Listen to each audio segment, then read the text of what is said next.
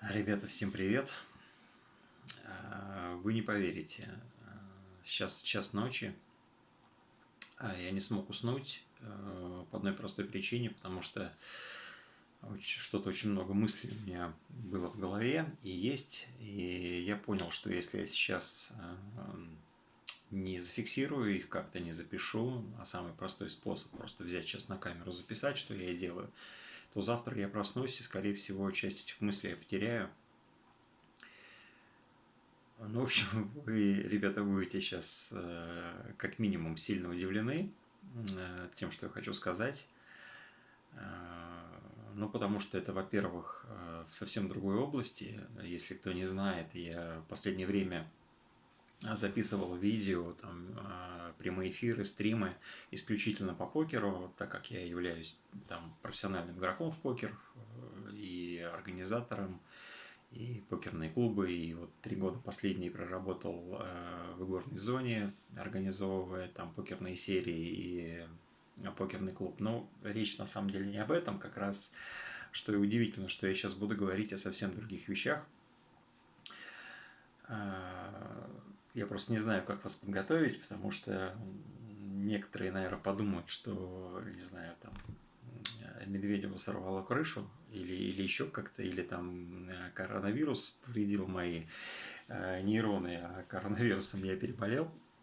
Вот сейчас как раз долечиваю пневмонию в легкой степени, вроде, слава богу, как бы все нормально. Так вот, я вас никак потихонечку не подготовлю к той теме, о которой я буду сейчас говорить. Не знаю, сколько это времени займет, потому что мыслей очень много, и, на мой взгляд, они интересные, и я, конечно же, хочу с вами поделиться. Сегодня мы с вами поговорим о музыке и об одном явлении. Вернее как, мы начнем говорить о музыке, но потом постепенно я разовью эту тему и, в принципе, скажу то, что я хотел сказать и к чему я все это делаю. Итак, я буду сейчас говорить о феномене такого певца, как Димаш. Димаш Кудайбергенов, но сейчас он там чуть сократил свою фамилию, Кудайберген, видимо, для того, чтобы уже как бы на мировом уровне это произносилось попроще, потому что Кудайбергенов произносится очень сложно, и сколько я смотрел значит, реакции на него, иностранцев, все очень с трудом выговаривают эту фамилию. Ну так вот, это молодой парень из Казахстана, который обладает просто феноменальными, уникальными музыкальными талантами. И это признают все музыкальные эксперты, все тренера там, по вокалу, певцы, там, продюсеры, кто пишет песни и так далее. Ну, то есть абсолютно все. То есть я не слышал ни одного вообще, ни малейшего отрицательного отзыва от музыкальных экспертов. Все в один голос говорят, что это просто эталон, это совершенство в музыке, и то, что он делает в музыке, что-то невероятное, которое ну, просто невозможно сделать человеку. И, кстати говоря, я за последние дни просмотрел просто кучу реакций на Димаша, то есть на его песни. Особенно интересно посмотреть, я вам рекомендую, обязательно посмотрите, их на самом деле тысячи просто в интернете. Особо интересны первые именно реакции, когда человек только сталкивается с ним, сталкивается с его творчеством. И есть как бы две группы реакционеров, то есть первая группа это обычные люди, блогеры там и так далее, кто просто первый раз с ним столкнулся и решил поделиться своими эмоциями, и реакции музыкальных экспертов, таких как музыкальных тренеров, музыкантов самих, певцов и так далее, и так далее. То есть как бы есть профессионалы, есть реакция обычных людей. Что их объединяет? Всех абсолютно он просто разрывает на части. Его музыкальные способности и то, что он творит своим голосом, его мощнейшая энергетика, которую он делится с нами, об этом почему-то люди не говорят. Хотя на самом деле многие это называют его артистизмом там, или еще чем-то там, да, но на самом деле это энергетика. То есть почему людей так бомбит, почему люди плачут, почему у людей мурашки по всему телу, почему они начинают смеяться, улыбаться во все рот, почему они испытывают мега эмоции, почему у них истерика начинается и так далее, и так далее. Посмотрите реакции, на самом деле это действительно стоит того. Так почему это все происходит? Вот как раз потихонечку я начинаю развивать. Да, у него определенно музыкальный феномен. Я сам не музыкант. Мало того, фамилия моя Медведев, и мне медведь на ухо наступил. Но наступил он мне не на ухо, а он мне наступил, видимо, на горло, потому что слух у меня есть, и я очень быстро могу уловить ноты, там их повторить или угадать мелодию, как говорится, там с 2-3 нот, но спеть их не могу, голоса нет. Ну, хотя, вроде говорят, это исправимо, и при определенных упражнениях можно это развить. Но слух у меня есть, по крайней мере, я очень четко чувствую фальшь в нотах, когда кто-то там не попал в ноту, у меня сразу просто не разрушайте мне мозг, как бы. Ну так вот, о чем я? Что на самом деле Димаш это феномен определенно в музыкальном плане, и он один такой на планете, и никто рядом даже не стоит на самом деле. И реакция музыкальных экспертов это подтверждается, потому что он поет в 6 октавах, а может быть и в 7. Ну, чтобы вы понимали, да, то есть обычный человек обладает обычным голосом, там, в одной октаве, да, в одном диапазоне говорит, но, может быть, может спеть там в 2 октавах. Если человек поет в 3 октавах, то это уже такой очень серьезный там, да, музыкант с серьезными способностями. 4 октавы это что-то запредельное вообще, да, вот. Так вот, Димаш поет в 6 октавах, а может быть и в 7, да, то есть это еще только-только мы видим начало его творчества. Так вот, в чем еще уникальность? То, что он идеально попадает в ноты, то, что он ни разу не сфальшивил, то, что он использует все возможные техники, которые есть в музыкальном плане. Там и оперное пение, и эстрадное пение, там джазовое, ну, в общем, все. Все возможные технические приемы, я не силен, не судите меня строго, я не силен в музыкальных терминах, хотя, честно говоря, понаслушался сейчас от музыкальных экспертов и что-то начну там, могу блеснуть чешуей и что-нибудь вам такое сказать на музыкальном термине. Так вот, помимо всего этого, он может петь в этих 6 октавах, ну то есть, грубо говоря, петь 6 разными голосами, как будто это поют разные люди. При этом он абсолютно везде, во всех этих диапазонах может петь полным голосом, что удивительно. То есть мы с вами полным голосом можем говорить на том голосе, на котором мы с вами разговариваем. Это наш, ну, у каждого там свой оттенок, да, у каждого свой диапазон, но это наш настоящий голос, и максимальную полноту мы можем дать только на нем. Если мы с вами начнем разговаривать более грубо, да, то здесь я не смогу уже дать глубину и не смогу дать всю полноту моего настоящего голоса. Или наоборот, если я опущусь ниже, да, вот, то там я тоже, соответственно, эту полноту дать не смогу. Вибраций будет у меня меньше, держать эту ноту я уже не на своем голосе смогу меньше и так далее. Но я вот пытаюсь вам объяснить обычным дилетантским языком, да, не музыкальным. Так вот, Димаш может петь полным голосом во всех 6 октавах, что просто разрывает в клочья музыкальных экспертов. Они не понимают, как он быстро переключается между ними, и насколько это сложно сделать. И яркий пример, и вы все знаете фильм «Пятый элемент», надеюсь, помните его с Брюсом Уиллисом, там фантастика такая. И вот там есть инопланетянка, который поет арию, и вторая часть этой арии, там, Diva Dance, когда она там поет нечеловеческим голосом, и, ну, по задумке фильма, что это поет инопланетянка. И озвучивать этот трек обратились к одной оперной певице, какой-то очень известной. Я сейчас не помню, честно говоря, имя, но если хотите, вы в Википедию можете забить, и в Википедии все это есть. Так вот, она смогла спеть то, что было написано по нотам, говорят, 80% всей композиции, что уже дико удивило режиссера, хотя он надеялся, что хотя бы там 50-60% она споет, все остальное на компьютере доработаем. Но ей так и сказали, вы споете, что вы сможете, остальное мы доработаем на компьютере, сделаем синтетический голос, компьютерный голос, обработаем и выдадим это за исполнение инопланетянки. То есть группа задумка такая, что человек это спеть не может, а вот инопланетянка с какой-то там планеты, да, она это спеть может. Так вот, наша оперная певица смогла спеть 80%, все остальное сделали на компьютере. То есть на тот момент не было ни единого человека на планете, который мог бы спеть все 100% этой оперы Diva Dance. Вот. Ну и что вы думаете, да? Соответственно, я посмотрел попытки других исполнителей в свое время спеть Diva Dance, и, кстати говоря, в Википедии даже написано, что у нас Пелагея смогла это спеть, и я посмотрел этот трек, и я вот по этому треку понял, насколько это было ей тяжело, насколько она собиралась силами при переключении на другой диапазон, да, спеть выше, там, да, это было видно, что это было очень тяжело. И все преподаватели об этом говорят, что это очень тяжело переключаться по регистрам, переключаться на другой тон и так далее. Димаш это сделал просто шедеврально. Просто он это сделал настолько легко. Он спел эту оперу, спел эту Diva Dance. Посмотрите, вас тоже это порвет.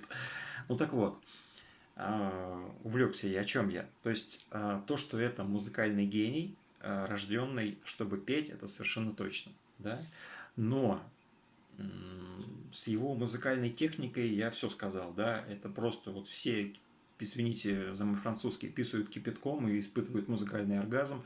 Все эксперты, когда его слушают, и просто становятся его ярыми фанатами, и у многих у них первая мысль, когда они впервые столкнулись с Димашем, они говорят, все, я больше не хочу петь. Я больше не хочу петь, потому что человек понимает, что то, что он всю жизнь делал, то, что он умеет, просто он сейчас видит человека, который просто, ну, умеет, я не знаю, в 100 раз больше и лучше, да, и человек понимает, что он никогда не сможет этого достичь. А если вы помните, я сказал, что парню всего, по-моему, 26, да, или 25. И у них первая мысль, сколько он часов провел на тренировках, чтобы так научиться петь. И совершенно понятно, что это дар. Это дар, это талант, это то, что ему боженька дал. Так вот, кстати говоря, мне понравилась шутка одной оперной певицы. Нет, она, по-моему, не оперная певица, она, по-моему, тренер по вокалу. Она пошутила так, когда она первый раз его увидела, она сказала, боже мой, где была я, когда Бог раздавал голоса? Димаш забрал все. То есть, и на самом деле это так. То есть, Димаш, это он сейчас объединил в себе все, что может музыка. Вот абсолютно, да, то есть он не пошел в оперу, его звали в оперу, хотя у него первое образование классическое оперное, да, соответственно, там он не пошел в классическую эстраду, он взял всю музыку, которая есть сейчас в мире, и объединил в себя в одного. И если вы его еще до сих пор не видели, то обязательно посмотрите. Так вот, к чему я это все веду? То есть мы с вами разобрались, что это музыкальный феномен, который рождается, я не знаю, там, ну, один раз там в тысячелетие. Там, ну, может быть, там, не буду сейчас жуть и гнать, но то есть на текущий момент он такой один. Никто больше такими возможностями музыкально обладать не может. Но почему-то, я за последние дни просмотрел просто сотни реакций и экспертных мнений по поводу его пения, никто почему-то не говорит о том, какую он дает энергию в своей песне. Потому что даже смотря на него, просто вот он выходит и начинает петь, и, как правило, у него начало песни всегда такое очень спокойное, тихое, он, может быть, что-то шепотом там наговаривает, да, и уже первые секунды видно, как людей просто, ну вот их просто начинают переполнять эмоции, у них просто сразу мурашки, они, боже, что происходит вообще, что за голос вообще, да, а когда он потом начинает выдавать вот эти вибрации невероятные, и просто людей вот сносят, просто здоровые мужики там, да, темнокожие, там, такие суровые ребята, накачанные на колках, слушают, и все, и через минуту начинает плакать человек, у него слезы, он не знает, что сказать, он уходит за кадр, там, видимо, проревелся, пришел в чувство, говорит, боже, что это вообще, это ангел поет. То есть вот такая примерно реакция у людей, и она, вот, ну, нет равнодушных на самом деле, он настолько трогает. Так вот, Практически все говорят о его артистизме, практически все говорят о его музыкальном таланте, практически все говорят о том, насколько он совершенен там в нотах и так далее. Но почему-то никто не говорит о том, какую энергетику он дает.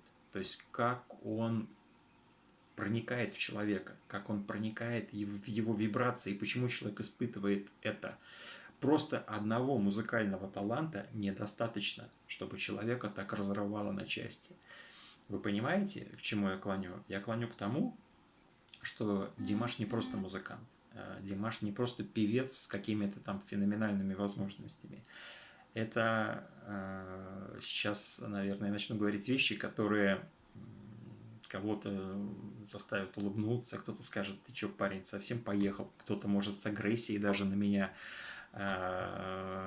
высказаться, потому что ну, совсем неординарные вещи я сейчас буду говорить. То есть человек обладает колоссальной энергетикой. И то, что с человеком происходит, когда он слушает его песни, это в первую очередь влияние этой энергии, влияние его ауры и той энергии, которую он дает.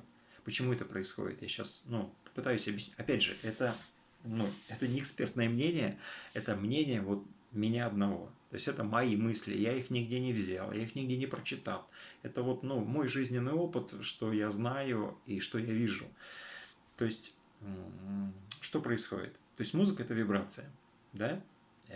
И, соответственно, чем чище эта музыка, чем она эталонней, чем правильнее взята нота и с правильной вибрацией, то эта вибрация на нас влияет, потому что весь наш мир – это вибрации. Вся энергия, все, что нас окружает, это вибрация от самых низов до самых верхов. И, соответственно, мы сами состоим из этого энергетического... Так, что-то у меня экран потух, вот так вот лучше. То есть, грубо говоря, у нас есть чакры, да? У нас есть чакры, их 7, да, самых простых. Первая там, да, в районе нашего копчика, и 7-я в нашем затылке. То есть, грубо говоря, если мы сейчас немножечко уйдем в сторону в плане энергетики, то есть мы как бусинка в космосе, которая пронизана 2 нитками, да, энергии снизу, которая пронизывает все наши 7 чакр, и, соответственно, энергия сверху с космоса, которая пронизывает 7 по 1, да, и все наши чакры, они связаны между собой энергетическими там вихрями, энергетическими полями. Не буду углубляться, потому что вы скажете, куда ты совсем понесло. Но в любом случае, все наши чакры имеют определенные вибрации, ребят. Начиная от самой первой, да, то есть первая чакра – это, наш низ, наша связь с Землей, да, это такая первозданная энергия, низкая, но энергия, да, дающая нам жизнь, из Земли энергию.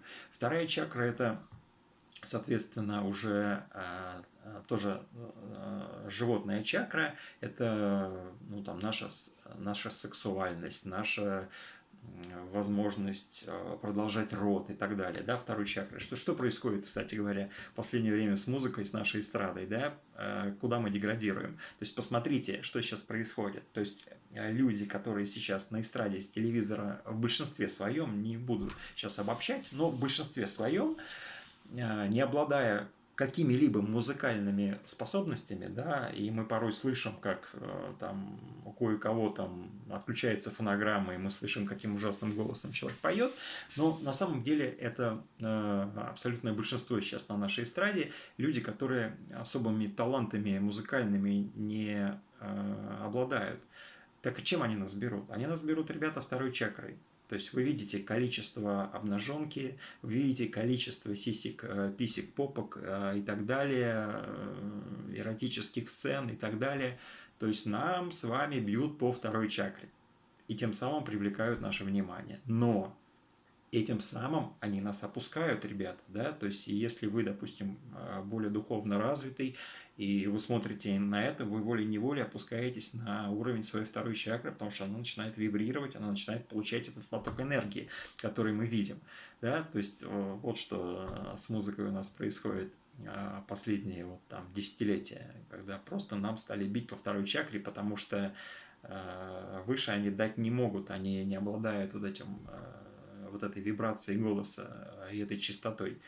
Ну и, соответственно, дальше там, да, не буду экскурс глубокий, кому интересна информация в интернете полно, да, наша третья, вторая чакра, третья, отвечающая там, ну, наш там желудок, соответственно, там, еда, пить, есть, то есть тоже такие природные наши чакры животные, да, которые отвечает за то, чтобы там, мы были здоровы, чтобы у нас была сила покушать, поесть. Соответственно, выше уже пошла там сердечная четвертая чакра. Она уже отвечает, помимо нашей жизнедеятельности, она уже отвечает за определенную сердечность, за нашу там искренность, там, да, ну, то есть все какие-то моральные уже качества, они уже начинаются вот здесь вот в четвертой чакре.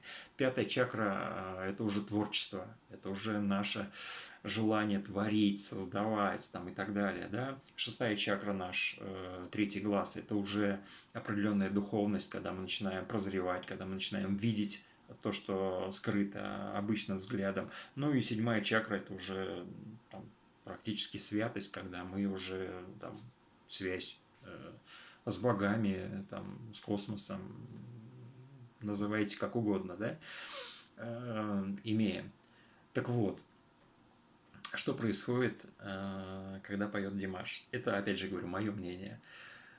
Его частота вибраций настолько чистая, и она настолько точно попадает в наши высокие чакры, в нашу духовность, да, в наше творчество, что он прям вот это как точечный удар в наши духовные чакры.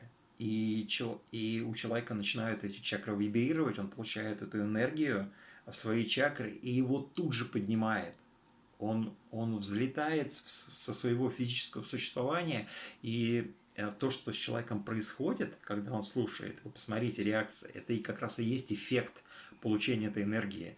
И вот прям есть, вот совсем, по-моему, сегодня я как раз смотрел реакцию одного парня, но он, по-моему, даже не музыкант, то есть, может быть, блогер какой-то, да, ну, такой крепкий парень, накачанный, там, с татуировками, там, такой в бейсболке, и вот он был настолько искренен в своих эмоциях, и он сказал слова, которые на самом деле точностью подтверждают мою теорию, да, он говорит, ну, во-первых, он говорит, что это не человек, это какой-то ангел, я слышу ангельский голос, и если у ангела есть голос, то, скорее всего, он должен звучать так. И он говорит о том, что я вот за эти там 2-3 минуты, пока слушал эту песню, вот такое ощущение, что моя душа взлетела, и я оказался в каком-то раю. То есть настолько вибрации мощные, настолько мощную энергетику человек дает, что человек становится блаженным просто-напросто в этом состоянии, да.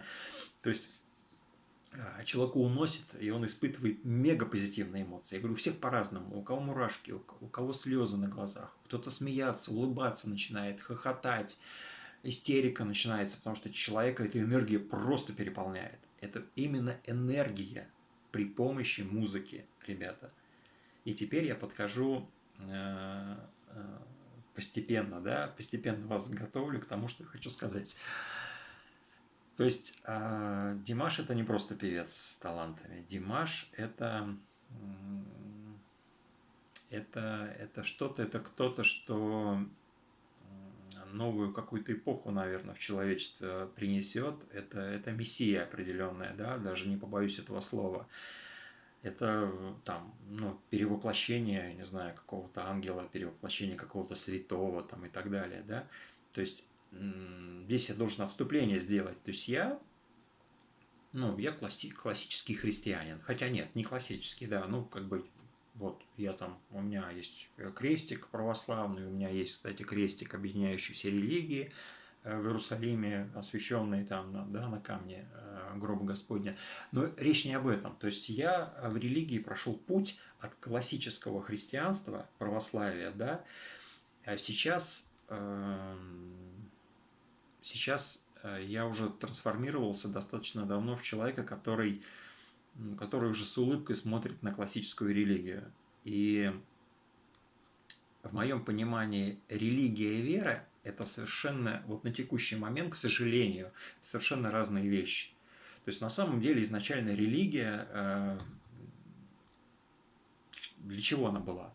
То есть религия – это путь к Богу, путь к просвещению, путь к совершенству, да. Сейчас, к сожалению, религия, я думаю, что здесь я не буду оригинален, сейчас религия – это инструмент государства влияния на массы, управления массами, к сожалению. И в религии веры уже становится все меньше и меньше. И то, что сейчас происходит среди религий, а я к этому еще вопросу коснусь, то есть это какая-то тупиковая ветвь уже, к сожалению, у человечества. Да? Вот любую сейчас религию возьми, особенно такие самые популярные, как христианство, там,